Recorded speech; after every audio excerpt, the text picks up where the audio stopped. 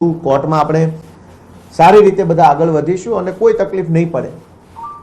અને બાકીના જે બે અલગ અલગ કેસ 307ના બે કેસ, એ બંને કેસોમાં રાજુભાઈની આજે કોર્ટની અંદર સુરેન્દ્રનગરની કોર્ટમાં મુદત છે. આ હું પુરાવો સાથે લઈને આવ્યો છું. રાજુભાઈ ઉપર જાનથી મારી નાખવાની કોશિશ કરવાના બે કેસો છે. બંને કેસમાં સુરેન્દ્રનગરમાં આજે જ તારીખ છે, 12મી ફેબ્રુઆરીના રોજની તારીખ આજે કોર્ટમાં છે. અને કોર્ટમાં શું થવાનું હતું આજે અહીંયા લખ્યું છે, ફાઇનલ આર્ગ્યુમેન્ટ, આખરી નિર્ણય આજે સુરેન્દ્રનગરની સેશન્સ કોર્ટમાં 12મી ફેબ્રુઆરીએ રાજુભાઈ કરપડા, જો અહીંયા આરોપીના નામ લખ્યા છે, ભૂપતભાઈ જીલુભાઈ, ઓરુભાઈ જીલુભાઈ, રાજુભાઈ મેરામભાઈ કરપડા, બાવકુભાઈ અને રામકુભાઈ, આ 5 આરોપી ઉપર જે કેસ છે એ કેસનું સુરેન્દ્રનગરની અદાલતમાં આજે આખરી નિર્ણય થવાનો હતો. એટલે ભાજપ તરફથી એમના ઉપર પૂરું દબાણ કરવામાં આવ્યું કે જો 12 તારીખે પ્રેસ કોન્ફરન્સ કરીને આમ આદમી પાર્ટી ઉપર સ્ક્રિપ્ટ પ્રમાણેના આરોપ નહીં લગાવવામાં આવે તો કોર્ટમાં કંઈ પણ થઈ શકે છે. અને બંને કેસોમાં એક જ તારીખ, બે અલગ અલગ કેસ છે. આ કેસનો નંબર છે 43/2018, સેશન્સ કોર્ટનો કેસ છે 43/2018, આ છે 44/2018. બંને કેસમાં આજે ફાઇનલ હિયરિંગ છે. અને જો રાજુભાઈ આજે આ પ્રેસ કોન્ફરન્સ કરીને ભાજપે આપેલી સ્ક્રિપ્ટ પ્રમાણે આરોપ ન લગાવતા તો કદાચ આજે એમને કોર્ટની અંદર કોઈ મોટી સજા પડવાની સંભાવના હતી. એટલે લાચારીમાં, મજબૂરીમાં, ડરના કારણે એમણે આ પગલું ભરવું પડ્યું છે. એ આજે આ બે પુરાવા ઉપરથી સાબિત થાય છે. આમ તો રાજુભાઈએ પ્રેસ કોન્ફરન્સથી જનતાને કહેવાની જરૂર હતી કે આજે મારી કોર્ટમાં તારીખ છે, ફાઇનલ જજમેન્ટ આવવાનું છે, છતાંય હું કોર્ટમાં નથી ગયો અને રાજકોટ બેઠો છું. શું કામ? કે ગાંધીનગરથી મારા ઉપર પ્રેશર છે. પણ કંઈ વાંધો નહીં, રાજુભાઈ એક સમયના અમારા સાથી છે, એમણે સારું કામ કર્યું છે. હું આજે એમની કોઈ ટીકા ટિપ્પણી કે મેણાટોણા કે એમના વિરુદ્ધમાં બયાનબાજી કરવા નથી આવ્યો. હું સત્ય લોકોની સમક્ષ મૂકવા આવ્યો છું કે આ લડાઈ હતી કોના માટે? રાજુભાઈ માટે, ગોપાલભાઈ માટે, આમ આદમી પાર્ટી માટે નહીં. આ લડાઈ ગુજરાતના કરોડો ગરીબ ખેડૂતો માટે હતી, જેમના પગમાં પહેરવાના ચપ્પલો નથી. અનેક ખેડૂતો અને ખેતમજૂરો એવા છે જેના છોકરાઓને પહેરાવવા માટે પૂરતા કપડાં નથી. અનેક ખેડૂતો દેવામાં ડૂબેલા છે, અનેક ખેડૂતો વ્યાજના ચક્કરમાં ફસાયેલા છે. એમના માટેની લડાઈ અમે બધા ભેગા મળીને લડી રહ્યા હતા. પણ આજે મને દુઃખ થાય છે એ વાતનું, રાજુભાઈ પ્રત્યે મને કોઈ નારાજગી નથી, પણ દુઃખ એ વાતનું છે કે રાજુભાઈએ ભાજપનો હાથો બનીને ગુજરાતના ખેડૂતોના નિશાસા લેવાનું કામ કર્યું છે.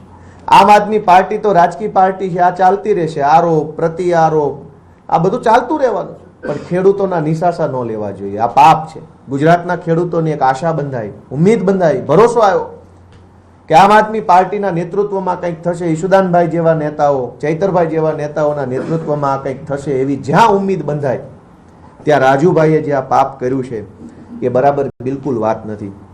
એમણે આરોપ મૂક્યો કે ભાઈ અમને પાર્ટી તરફથી લીગલ સપોર્ટ નથી મળ્યો. એમના પોતાના ઉપર 3 કેસો ઓલરેડી છે. પોલીસ સ્ટેશન અને કોર્ટમાં કેવી રીતે કાયદો, કચેરી, મુદત, જામીન, રિમાન્ડ કેમ ચાલે એ બધું એ પોતે જાણે જ છે. નવાઈ નથી કઈ એમાં. એને 3 એફઆઈઆરો છે, એમાં 307ની છે, 326ની છે, આવી ગંભીર એફઆઈઆરો છે.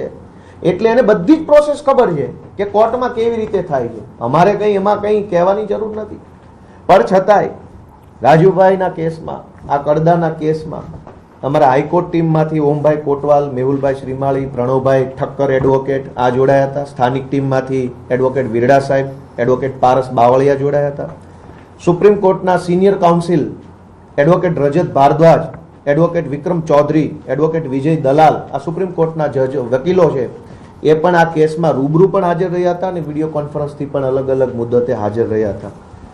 રાજુભાઈના કહેવા પ્રમાણે એમણે પાર્ટીને સૂચન કર્યું કે મારા કેસમાં એડવોકેટ હૃદય બુચની નિમણૂક કરવામાં આવે, તો પાર્ટીએ રાજુભાઈ વતી પ્રોફેશનલી એડવોકેટ હૃદય બુચને હાયર કર્યા હતા અને હૃદય બુચ સાહેબ પણ રાજુભાઈ વતી કેસ લડવામાં હાજર હતા. આ સિવાય એડવોકેટ સાવંત પટેલ, અનેક એડવોકેટો આની અંદર એંગેજ હતા. પણ લીગલ મેટરની એક મર્યાદા છે કે પોલીસ એફિડેવિટ આપશે કોર્ટમાં તો જ સુનાવણી થશે. દુનિયાનો સારામાં સારો વકીલ આવી અને કોર્ટમાં ઊભા રહી જાય, પણ પોલીસ આવી એફિડેવિટ જ રજૂ ન કરે તો સુનાવણી નથી થતી. એ વાત રાજુભાઈ પણ જાણે છે. એને ખબર હતી કે પોલીસ દર મુદ્દતે એફિડેવિટ આપવાના બદલે ગેરહાજર રહેતા હતા, એના કારણે તારીખો પડ્યા કરતી હતી. તારીખો પડવાનું કારણ પોલીસની ગેરહાજરી. જ્યારે પોલીસ આવે તો સરકારી વકીલ ન આવે, સરકારી વકીલ અને પોલીસ બંને હાજર હોય તો કદાચ માનની ન્યાયાધીશ સાહેબ રજા ઉપર હોય. આવા ઘટનાક્રમના કારણે લંબાતું ગયું. એમાં વકીલ શું કરે, પાર્ટી કેવી રીતે, બીજું તો શું કરી શકે? અમે ત્યાં જઈને હાજર રહીએ પણ પોલીસ ન હોય, સરકારી વકીલ ન હોય અથવા જજ ન હોય તો શું કરી શકાય? એટલે આવા બેબુનિયાદ આરોપ રાજુભાઈએ લગાવ્યા એ એમની મજબૂરી છે. જેલમાં જવાથી બચવા માટે થઈ એમણે ખેડૂત આંદોલનની બલી ચડાવી દીધી. આવું ન કરવું જોઈએ, આ પાપ છે. ગોપાલ ઇટાલિયા પ્રત્યે નારાજગી હોય તો ગોપાલ ઇટાલિયાની ફરિયાદ દિલ્હી સુધી કરવી જોઈએ, ફેસબુક ઉપર બેફામ મારા વિશે લખી નાખવું જોઈએ, ગાળો, એ બધું બરાબર છે. પણ ખેડૂતોના નિશાસા લેવાનું કામ ગુજરાતમાં કોઈએ ન કરવું જોઈએ. ખેડૂતો ઓલરેડી દુઃખી છે. બીજી વાત કે મને વ્યક્તિગત રીતે વારંવાર એવું ટાર્ગેટ કરવામાં આવ્યો. કંઈ વાંધો નહીં, મને હું તો ઉદાર મનનો માણસ છું, ગામડામાંથી નીકળેલો માણસ છું, સંઘર્ષ કરીને અહીંયા પહોંચ્યા છે. અમદાવાદમાં કાયદો અને વ્યવસ્થાની પરિસ્થિતિ કથળી રહ્યું હોય તેવી લાગી રહ્યું છે, કારણ કે માત્ર 24 કલાકમાં હત્યાના 3 બનાવો બન્યા. સરખેજ, મણિનગર અને વટવામાં હત્યાના 3 બનાવ બન્યા છે. મણિનગર વિસ્તારમાં કિશોરીની હત્યાનો બનાવ બન્યો તો મૃતક કિશોરીની આરોપી સાથે સગાઈ કરવામાં આવી હતી. જોકે શંકાશીલ સ્વભાવના કારણે કિશોરીના પિતાએ સગાઈ તોડવા માટે કહ્યું હતું, જેના સમાધાન માટે કિશોરીને લઈ જઈને હત્યા નિપજાવવામાં આવી. પોલીસને જાણ થતાં જ મણિનગર પોલીસે હત્યાનો ગુનો દાખલ કરી આરોપીની ધરપકડ કરી છે. આરોપી મોહમ્મદ ઉવેશ પઠાણની પૂછપરછ દરમિયાન સામે આવ્યું છે કે મૃતક કિશોરી સાથે આરોપીની સગાઈ કરવામાં આવી હતી. જોકે આરોપીના સ્વભાવ કે જે શંકાશીલ અને ઉગ્ર હોવાથી બંને વચ્ચે અવારનવાર બોલાચાલી અને ઝઘડો થતો હતો, જે બાબતને લઈને કિશોરીના પિતાએ આરોપીના પિતાને સગાઈ નહીં રાખવા માટેની જાણ કરાઈ. આ અંગે વાતચીત કરવા માટે આરોપી કિશોરીને તેના ઘરેથી લઈ જઈને કાંકરિયા ગેટ નંબર 7 પાસેના પાર્કિંગમાં લઈ આવ્યો હતો, જ્યાં વાતચીત દરમિયાન આરોપી ઉગ્ર થઈ ગયો અને કિશોરીને માથાના ભાગે પથ્થરના ઘા મારી ગંભીર ઈજા પહોંચાડી, જેમાં કિશોરીનું ઘટના સ્થળે જ મોત થયું.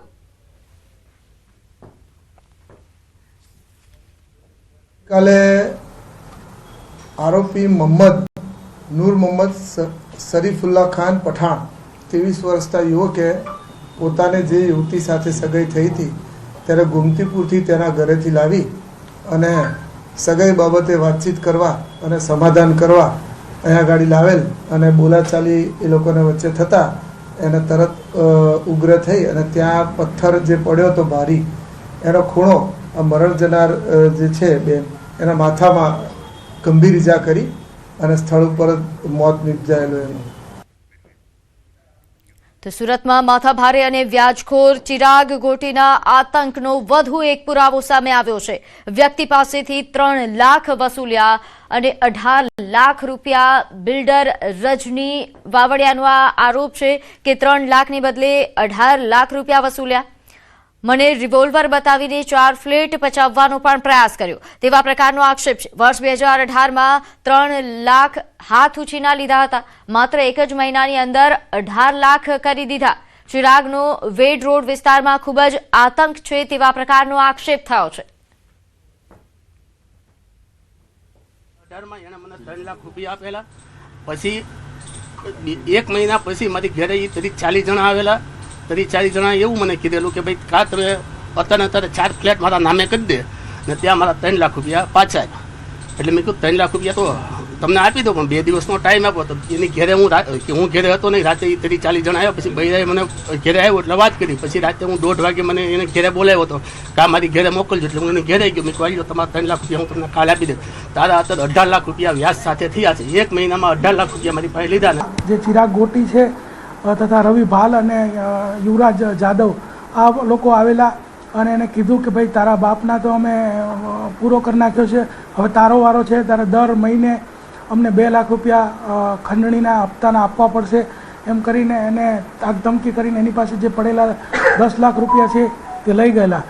ચિરાગ ગોટીના ફરિયાદીઓ સતત અમારી સામે આવી રહ્યા છે અને સતત આવતા અમે એમની જે સત્ય છે, તથ્ય છે એ જાણી અને જે વિડીયોઝ વાયરલ થયા છે એનો અભ્યાસ કરી અને એના વિરુદ્ધમાં સિલસિલાબંધ ગુનાઓ જે છે દાખલ થવાના છે. એલઆઈસીના કર્મચારીઓ હડતાળ પર ઉતર્યા. એલઆઈસીના 40,000 કર્મચારીઓની ઘટને લઈને હડતાળ છે. વર્ગ 3 અને 4 ના કર્મચારીઓ હડતાળમાં જોડાયા. કાયદાઓનો અમલ થતા કર્મચારીઓ વિરોધમાં ઉતર્યા છે. એલઆઈસીની ઓફિસ બહાર તેમણે ભારે સૂત્રોચ્ચાર પણ કર્યા. 29 કાયદાઓમાંથી માત્ર 4 કાયદાઓનો જ અમલ કરવા માટે કહ્યું. આજે ટ્રેડ યુનિયનની હડતાલ છે ત્યારે દેશભરના બેંક કર્મચારીઓ દ્વારા હડતાલ પાડવામાં આવી રહી છે. ત્યારે રાજકોટના એલઆઈસી કર્મચારીઓએ પણ જે છે આ હડતાલમાં પોતાનો ટેકો જાહેર કર્યો છે. આપણી સાથે અહીંયા એલઆઈસીના કર્મચારી છે. બેન, આજે આપ હડતાલ પર છો, શું કહેશો? આજે એલઆઈસીના કર્મચારીઓ હડતાલ પર છે એના અનેક કારણો છે. જેમ કે એફડીઆઈ 100%, એટલે કે વિદેશની કંપનીઓને આપણા દેશમાં 100% પોતાની જ રીતે ઇન્સ્યોરન્સ લેવાની છૂટ. જે ઇન્સ્યોરન્સ સેક્ટર છે એ બહુ અગત્યનું સેક્ટર છે, જેમાં દેશની જ કંપની હોવી જોઈએ. આપણી બચત છે એ વિદેશમાં જશે અને વિદેશના લોકો આપણા મૂડીના માલિક બનશે. એ સિવાય અમારી ભરતી માટેની એક ડિમાન્ડ છે, જે ખૂબ જ રિટાયરમેન્ટ આવી રહ્યું છે અને છતાં પણ ભરતી નથી થતી, જેથી અમે લોકોને સારી સર્વિસ આપી ન શકીએ એવી હાલત થઈ જાય એવી પરિસ્થિતિ છે. એ સિવાય લેબર કોડ્સ છે 4, જે એ ભ્રામક નીતિ છે. સરકાર એવું જાહેર કરે છે જેનાથી મજૂરોને અથવા તો કર્મચારીઓને ઘણો ફાયદો છે, પણ એ ભ્રામક છે અને એનાથી લોકોને ઘણી મુશ્કેલીઓનો સામનો કરવો પડશે. આ બધી નીતિઓનો વિરોધ કરીએ છીએ. દેશમાં 40,000 થી વધારે કર્મચારીઓ હડતાળ ઉપર છે અને આ સરકારની અને મેનેજમેન્ટની જે નીતિ છે એ નીતિના વિરોધમાં આજે એલઆઈસી, બેંક કર્મચારીઓ, જીઈબી અને રાજ્ય સરકાર અને કેન્દ્ર સરકારના કર્મચારીઓ એક સાથે આજે હડતાળ ઉપર છે. જે છે એલઆઈસીના કર્મચારીઓ છે તેમને પણ બેંક કર્મીઓને પોતાનો ટેકો જાહેર કર્યો છે. ખાસ કરીને જે છે અત્યારે ઉગ્ર વિરોધ પણ સૂત્રોચ્ચાર પણ કરવામાં આવી રહ્યા છે અને પોતાનો રોષ છે તે કર્મચારીઓ વ્યક્ત કરી રહ્યા છે. ભારતીય ટ્રેડ યુનિયનની દેશવ્યાપી હડતાળ. સરકારના નવા શ્રમ કાયદાનો વિરોધ કરવામાં આવી રહ્યો છે. કાયદા માલિકીની તરફેણમાં હોવાનો આક્ષેપ છે. આ ઉપરાંત રાજ્યના 25,000 બેંક કર્મચારીઓની હડતાળ. 4 નવા શ્રમ કાયદા રદ કરવાની માંગ કરવામાં આવી છે. 15,000 કરોડના બેંક વ્યવહારને અસર થશે. સુરતમાં અલગ અલગ બેંકોના કર્મચારીઓ દ્વારા ફરી એક વખત હડતાલનું એલાન કરવામાં આવ્યું છે. આપણી સાથે આગેવાનો જ, આપણે સીધા એમની સાથે વાત કરીશું. આપનું નામ? સુગીત પાઠકજી, AITUC સુરત. સુજીતભાઈ, આજે એક દિવસની હડતાલ ફરીવાર કરવામાં આવી છે, કેમ, કારણ શું? મુખ્ય કારણ એ છે કે સરકારે ગઈ વખતે અમેન્ડમેન્ટ કરીને જે તમામ મજૂર કાયદાઓ અબોલિશ કરીને જે 4 લેબર કોડ લાવી છે તે લેબર કોડ મજૂરોની વિરુદ્ધમાં છે અને માલિકોની તરફેણ કરતા કાયદાઓ છે એ 4 લેબર કોડ અબોલિશ કરીને ફરી પાછા જૂના મજૂર કાયદાઓ બહાલ કરવામાં આવે, અમારી પહેલી માંગણી છે.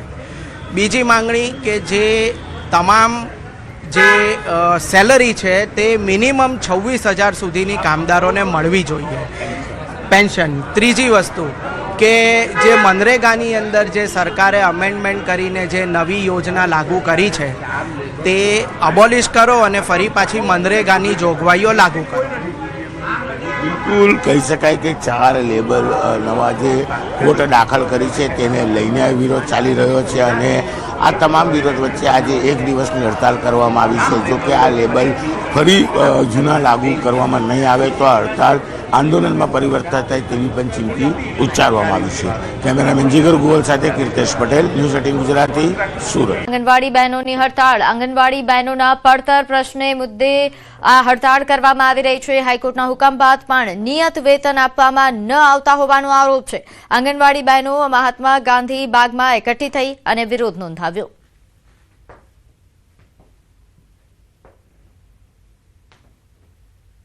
આજે અમે અહીં આગળ મુદ્દા લઈને આવ્યા છીએ કે હાઈકોર્ટમાંથી અમારા ત્યાં આગળ હાઈકોર્ટમાંથી અમે ચુકાદો જે મૂક્યો હતો તેમાંથી અમે જીતી ગયા છીએ અને અમારા આંગણવાડી અમને વર્ગ 3માં લેવી, નહીં તો અમને 24,800 નો પગાર આપવો, એના માટે અમે હડતાળ ઉપર આજે ઉતર્યા છીએ. સુરત શહેર કોંગ્રેસના મહામંત્રી અને 84 વિધાનસભા યુથ કોંગ્રેસના ઉપપ્રમુખ વચ્ચે મારામારી થઈ. કોંગ્રેસ મહામંત્રી અવિનાશ તિવારી અને ઉપપ્રમુખ પ્રિન્સ પાંડે વચ્ચે રૂપિયા બાબતે મારામારી થઈ. બબાલમાં અવિનાશ તિવારીના માથા અને શરીરના ભાગે ગંભીર ઇજાઓ પહોંચી છે. તો રૂપિયાની લેતી દેતીમાં યુથ કોંગ્રેસના ઉપપ્રમુખે સમાધાન માટે બોલાવી અવિનાશ તિવારી પર સળિયા અને ફટકાથી હુમલો કર્યો. પ્રિન્સ પાંડે અને તેના 15 જેટલા સાગરીતો લોખંડના સળિયા અને લાકડાના ફટકા સાથે તૂટી પડ્યા અને તમામ સામે હાલ પોલીસ સ્ટેશનમાં ગુનો દાખલ કરાયો છે. આના આરોપ પર પ્રવીણ રામનું નિવેદન. વગર વકીલે કોઈને જામીન મળે ખરા? પ્રવીણ રામ દ્વારા આ પ્રકારનું નિવેદન આપવામાં આવ્યું છે કે તમામ આક્ષેપોને તેમણે પાયા વિહોણા ગણાવ્યા. પાર્ટી મદદે ન આવી તે વાતને ખોટી ગણાવી.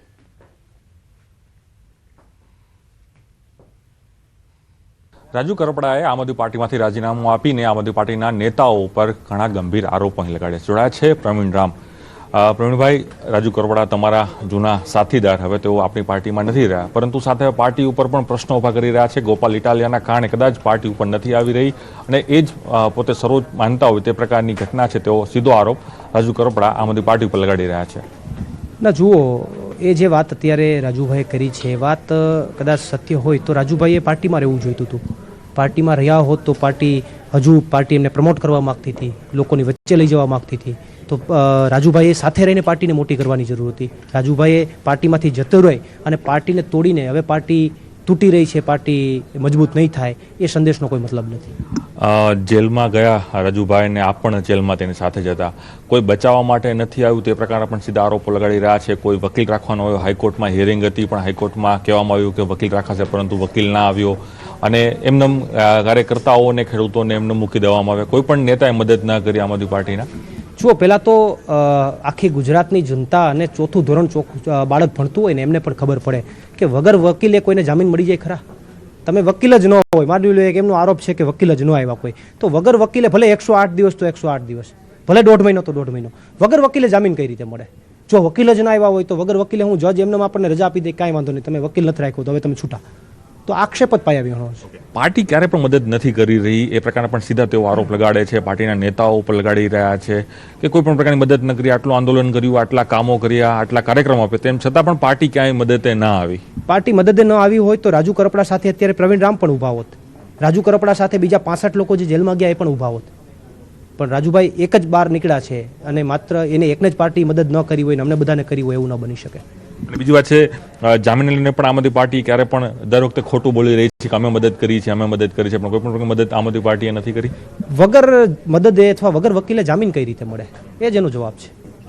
આ હતા પ્રવીણ રામ. તેઓ સ્પષ્ટપણે માની રહ્યા છે કે જે આક્ષેપો થયા છે રાજુ કરપડા તરફથી તે ખોટા છે, કારણ કે હરેક મદદ છે આમ આદમી પાર્ટી કરી હતી અને સાથે જ એ પણ જે આંદોલન કરવા માંગી રહ્યા છે, આંદોલન જે પણ પક્ષમાં જાય તે કરે, તે પ્રકારની પણ તેઓ અહીં તેઓને એક શીખ છે તે આપી રહ્યા છે. કેમેરામેન સાથે પ્રણવ પટેલ, ન્યૂઝ 18 અમદાવાદ. રાજુભાઈએ કાલે જે પોસ્ટ મૂકી એમાં પ્રદેશ નેતૃત્વએ મને પ્રેમ આપ્યો એ બદલ હું એનો આભાર માનું છું. એ એમનો નેચરલી ભાવ હતો, એમનો નેચરલી જવાબ હતો કે ભાઈ મને પ્રદેશ નેતૃત્વએ સન્માન આપ્યું છે, આમ આદમી પાર્ટીના પ્રદેશ નેતૃત્વએ સન્માન આપ્યું છે, બદલ હું એનો આભાર માનું છું. એમનો નેચરલી જવાબ હતો.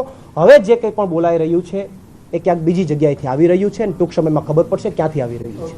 આદમી પાર્ટીમાંથી રાજીનામું આપ્યા બાદ રાજુ કરપડાનું નિવેદન. આપના નેતાઓ પર આકરા પ્રહાર કર્યા. જેલમાં ગયો ત્યારે નેતાઓના કડવા અનુભવ થયા. 2-3 નેતાઓએ ફસાવવાનો પ્રયાસ કર્યો.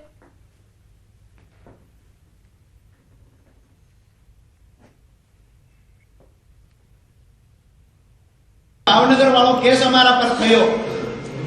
ક્યાંક ને ક્યાંક રાજુ કરપડાને જેલમાંથી બહાર કઢાવવાની જગ્યાએ પ્રદેશમાં રહેલા 1-2 વ્યક્તિએ રાજુ કરપડાને વધારે સમય ફસાવવાના પ્રયત્ન કર્યા છે. મને ફસાવે એનાથી મને કોઈ દુઃખ નહોતું, અફસોસ નહોતો. કદાચ હું એમનો હરીફ બનીશ ભવિષ્યમાં આવું સમજીને ફસાવવાના પ્રયત્ન થયા. ગઈકાલથી ક્યાંક ને ક્યાંક મારા માટે નેગેટિવ ચલાવવાના પ્રયત્ન થાય છે. હું આજ પણ કહું છું કે હું મૂંગો બેઠો છું એટલું સારું છે. જો મારી જીભ ખુલશે, મારું મોઢું ખુલશે તો લોકોને જવાબ દેવાના લાયક તમે લોકો નહીં. કારણ કે જે પણ મેં જેલમાં અનુભવ્યું એની સાથે સાથે જે પણ પાછળથી જે ગેમ થઈ છે એ ખરેખર ક્યારેય સ્વીકારી ન શકાય. પાર્ટીના પોતાના પરિવારના લોકોને જ્યારે કાયદાકીય રીતે માહિતીની જરૂર હતી, કાયદાકીય સલાહની જરૂર હતી, ત્યારે મૌન થઈને બેઠા છે. ક્યાંક ને ક્યાંક વધારે સમય અંદર રહ્યા હોય તો મને એવું દેખાય છે કે પાર્ટીના અમુક પ્રદેશમાં રહેલા લોકોની નિષ્ક્રિયતાના કારણે અંદર વધારે સમય રહેવું પડ્યું છે. જે મદદ કરવાની હતી ત્યાં મદદ કરવાની જગ્યાએ ક્યાંક ને ક્યાંક નુકસાન કર્યું છે. જ્યાં હવે શાળાના આચાર્ય શ્વાનનો સર્વે કરશે. સર્વે કર્યા બાદ શું પગલાં લીધા તેનો પણ જવાબ આપશે. ડીઓએ શાળાના આચાર્યને પત્ર લખ્યો છે કે કેમ્પસ અને આસપાસના વિસ્તારના શ્વાનનો સર્વે કરવામાં આવે અને 3 દિવસમાં સર્વે કરીને આ જે માહિતી છે તે રજૂ કરવા માટે આદેશ કરવામાં આવ્યો છે. સર્વે કર્યા બાદ શું પગલાં લીધા તેની પણ માહિતી માંગવામાં આવી છે. પત્રમાં 4 કોલમ દ્વારા માહિતી માંગવામાં આવી છે. શાળા કેમ્પસમાં રખડતા શ્વાન કેટલા છે તેનો જવાબ મંગાયો છે.